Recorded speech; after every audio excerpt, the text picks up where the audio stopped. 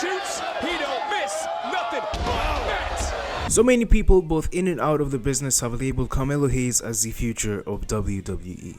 For me personally, I think he has the potential to be the next big thing in wrestling, and in this video we're going to discover the reasons why. One of the first things you notice when you watch Carmelo Hayes is that his moveset is ridiculous. Are willing to take shadows soon, but no, great counter. Money in the bank, that inverted Spanish fly. I've said this multiple times on the channel, but I think Carmelo Hayes has the best moveset on the roster. You guys can fight me on that in the comments. His in-ring ability is what first got him noticed on NXT back in 2021. I wasn't watching WWE at the time for reasons. Give me a hell yeah!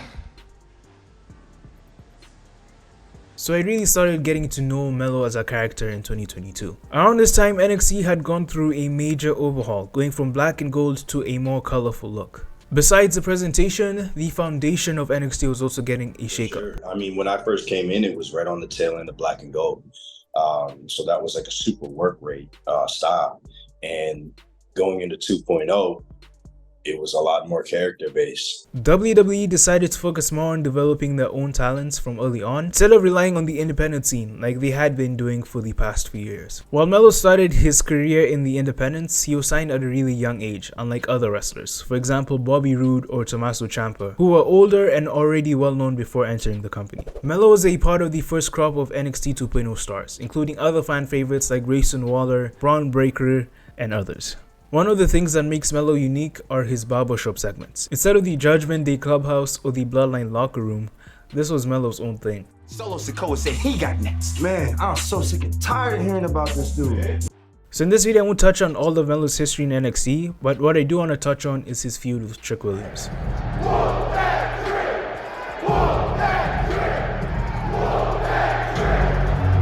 Nowadays, Trick Williams is seen as a rising star in NXT, but it wasn't always like that. Originally, Trick started out as Melo's hype man and would occasionally help him win matches. Wherever I go, Trick goes. Whenever I eat, Trick eats. Trick Melo Gang was a mainstay of NXT TV, and fans really gravitated towards them because it felt like a genuine friendship. Hey, there's no need to write it down. We just speak it into existence. Melo labeled himself as the A-champion and Trick was his guy, but things suddenly changed when Melo aimed for the bigger prize. Set, nothing but net. We got a new NXT champion. Trick Williams around this time was gaining steam, quickly becoming one of the most popular wrestlers on the roster, even surpassing Melo to a certain extent. Reports soon came out saying that WWE sees Trick Williams as a future WrestleMania main eventer. Some reports even said that they see Trick Williams ending up at a higher spot than Melo. I don't know if Shawn Michaels saw the news that was getting leaked or the overall online sentiment or felt that way himself, but soon Melo would start to get a little jealous of his friend Trick. It all began at NXT No Mercy 2023. It was at this show when Trick captured his first championship in NXT, the North American title, in a pretty cool moment. He'd soon lose it a couple days later, but we don't talk about that. Melo at the same event would lose his NXT championship to Ilya Dragunov in the main event.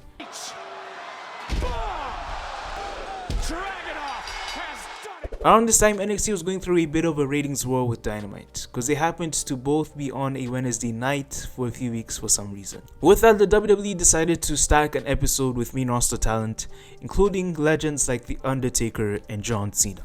Both Trick and Melo basically got endorsements from the legends, but it's what Cena and Trick discussed that got people talking. Hey, question, Cena. Yeah. When did you know it was your time?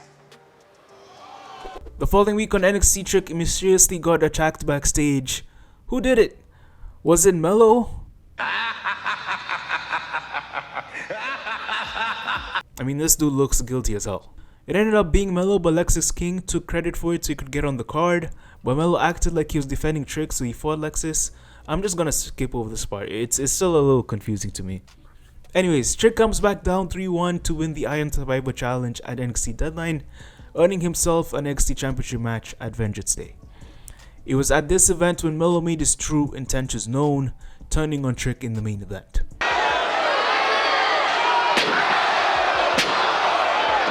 All of this culminated in a big time match at NXT Stand and Deliver 2024, the most attended NXT event in the 2.0 era.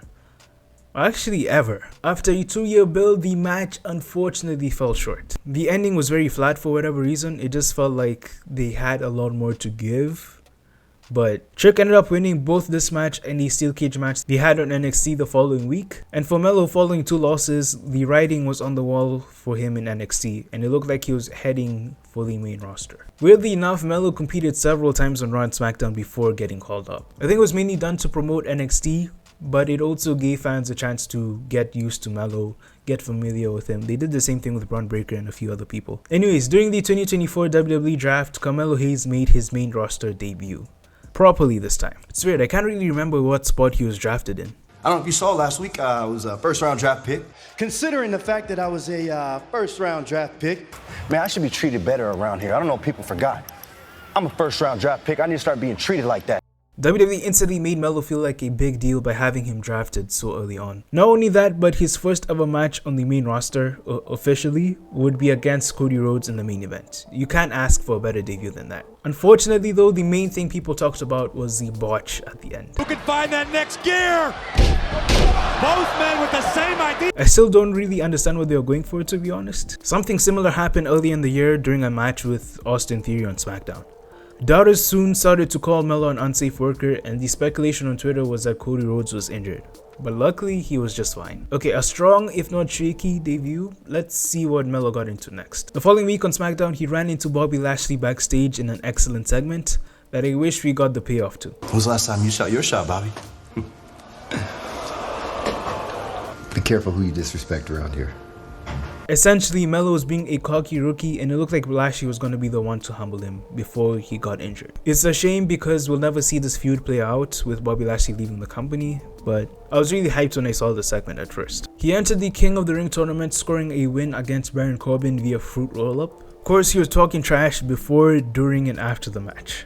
But he ended up talking to the wrong person backstage, a certain megastar. Yeah. Yeah! Now go play somewhere, I'm busy. LA Knight fully cooked Melo on the mic, bro. This was tough to watch. And it didn't only happen that one time, and it happened the following week. Why would LA want to face you? Well, if I face myself, I'd be looking in the mirror. You're talking about Logan, right? Yeah. This was his welcome to the league moment, I guess. Melo, despite advancing to the second round of the King of the Ring tournament, would eventually lose to Randy Orton, despite whatever he has to say on Twitter. You want to talk about if I lost? You know, the way I look at it, I didn't lose. I just didn't win. Melo is so good at using social media, man. If you don't follow him on Twitter, you should. He's hilarious on there. After the King of the Ring loss, Melo called the fight for Money in the Bank, promptly losing again, but showed out with Andrade. Oh no, this is gonna be bad news. Oh my God, no! The fans' reaction to the two of them, I think, is the reason why the WWE started a storyline for them. The following week on SmackDown, Melo interrupted Andrade during an interview. What are we doing talking to this guy for?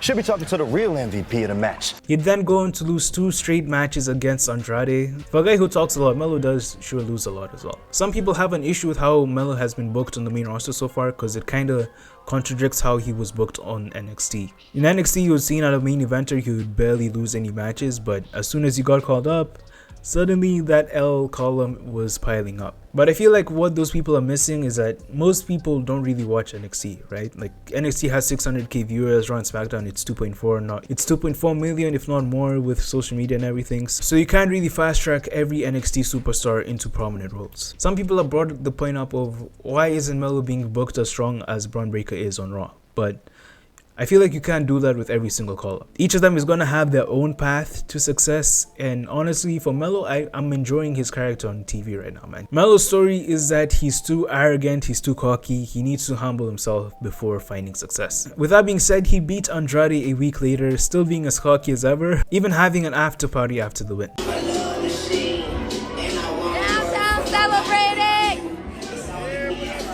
His character is honestly just so entertaining to me, man. Just overconfidence at its finest. But with that, we're all caught up on Melo's journey in the WWE so far. I'm excited to see what the future holds for Carmelo Hayes. He is small in size compared to other wrestlers, but with his in-ring style having a high-flying focus, I don't think it should hold him back at all. Especially in Triple H's WWE. Like if Vince was still running things, maybe not. The one thing Melo for sure needs to work on is his promos. Something about his delivery doesn't feel authentic. He's not super consistent with his mic work either. One episode he'll be great and you're like, damn, this dude is for sure a future main eventer. But on other days it feels like his ceiling is in the mid-card. Obviously Melo's greatest strength is his in-ring work, but if you could work to get his promos above a certain level, then the sky is the ceiling for him. But that's all I got for the main video. What do you guys think is next for Carmelo Hayes? Do you think he's gonna be a future world champion in WWE, or will he be a mid-carder? Let me know down in the comments. Okay, because at the end of the day's got to end. Alright guys, welcome to the deep cut. This is the section of the video where I talk about things that came up in my mind as I was making it. One of the things was, bro, does Carmelo Hayes braid his hair every single week? Does he have a haircut every single week? Because every time he's on TV, like, it's always fresh. I guess that's why his segments are done in a barbershop. In an interview I watched during the making of this video, Melo's name on the independent teams was Christian Casanova. That is a horrendous name, bro. Thank God WWE changes it, bro. Carmelo Hayes fits just fine. Alright guys, I'll see you in the next video. Bye.